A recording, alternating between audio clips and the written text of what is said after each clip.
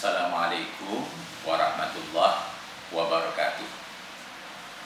Bismillah, alhamdulillah, wassalatu wassalamu ala rasulillah Sayyidina Muhammadin wa ala alihi wa ashabihi wa mawala la hawla wa la quwata illa billah. Amma ba'd.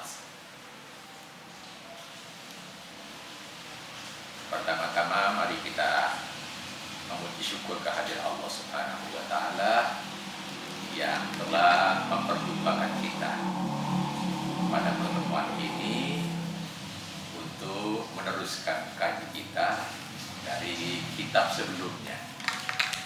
Pada bagian ini kita masuk di Kitabul Iman. Ada sebuah hadis dari Ibnu Umar radhiyallahu anhu. Disebutkan di sana qala Rasulullah sallallahu alaihi wasallam. Dia berkata, telah bersabda Rasulullah sallallahu alaihi wasallam. Ya, ini berkenaan dengan Islam. Ya, penataan Islam sekarang dan ke depan. Rasulullah bersabda, "Bunyal Islamu ala khamsin." Didirikan Islam itu atas 5 perkara. Syahadati an la ilaha illallah wa anna Muhammadar Rasulullah,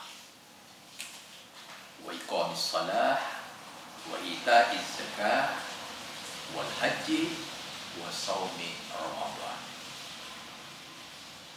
Didirikan Islam itu ala khamsin, atas 5 perkara, 5 pondasi penting, 5 bangunan penting.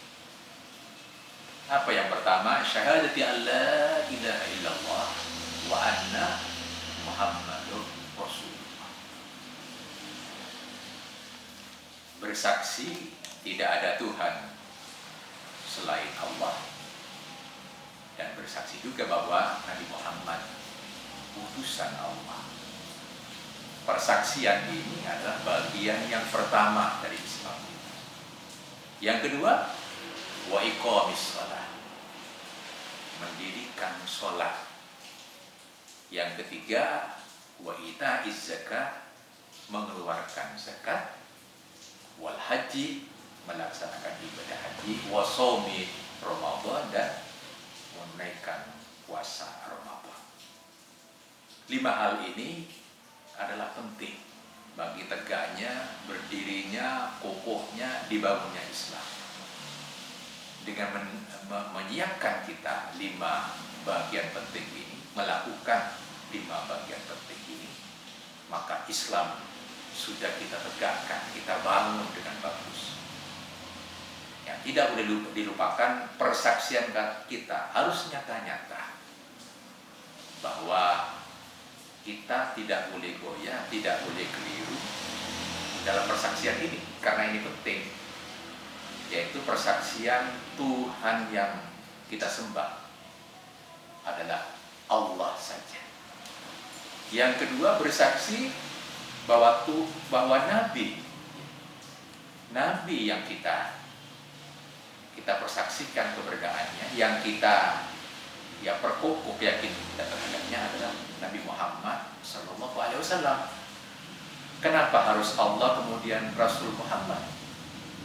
Tentunya karena ada persaksian Tuhan Allah, tapi nabinya, rasulnya tidak Nabi Muhammad.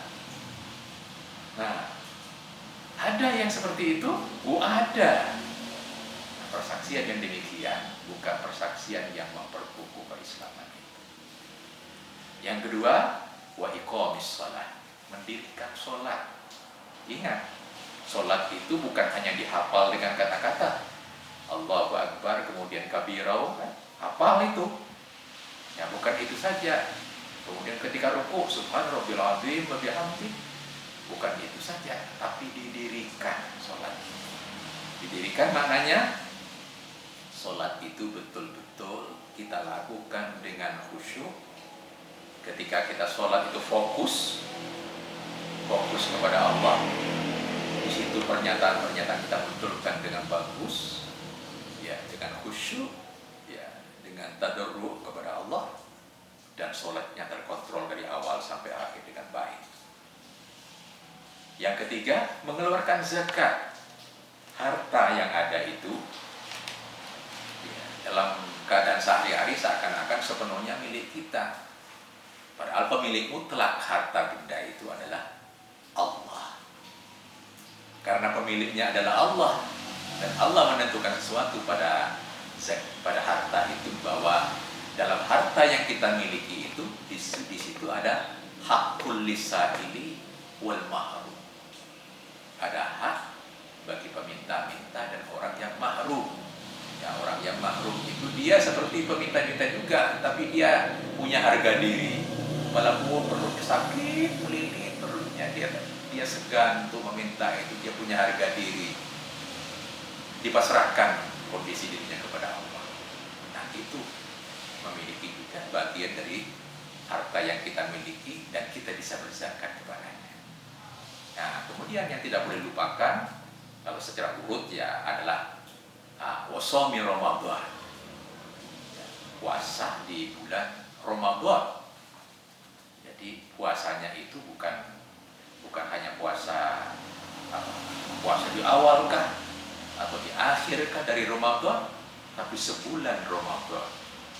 Dari awal Ramadan terus 2, 3, 4, 5, 6, 7, 8 sampai akhir bulan Ramadan. Itu kita puasakan dengan benar.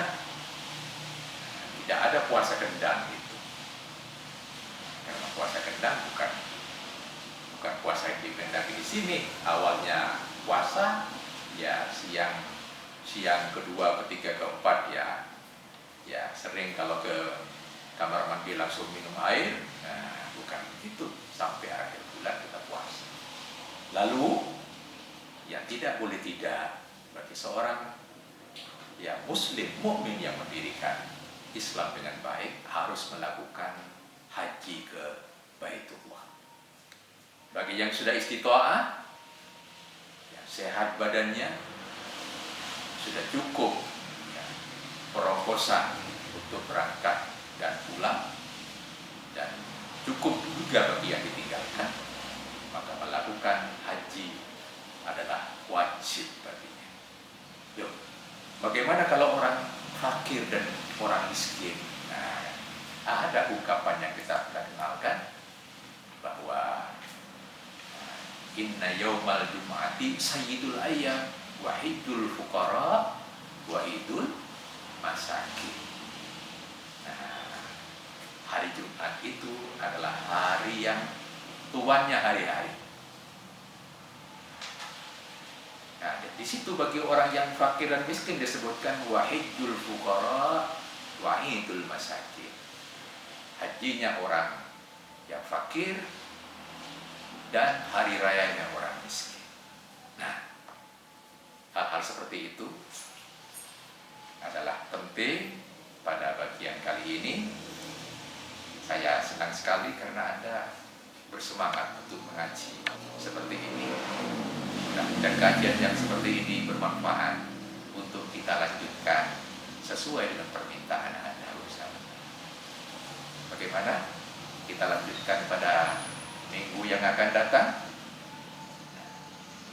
Kalau Anda sudah bisa membuka kitab, masing-masing sudah memiliki kitab, walaupun tidak memiliki kitab tapi siap mencatat, tidak apa-apa. Kita persiapkan kajian seperti ini berlangsung dari waktu ke waktu. Karena di masa Rasul seperti inilah Rasulullah itu. Beliau menyampaikan kajian di depan para sahabat, dan kajian yang seperti itu diikuti dengan penuh minat oleh para sahabat ketika itu. Dilanjutkan kemudian oleh para salafus salihin, para kiai, para ulama, dan pesantren-pesantren yang terdapat di Indonesia dan di mana saja ya, kajian-kajian lain di dunia Islam. Mudah-mudahan bermanfaat ya, dan insya Allah kita sambung pada kesempatan yang akan datang. Wassalamualaikum warahmatullahi wabarakatuh.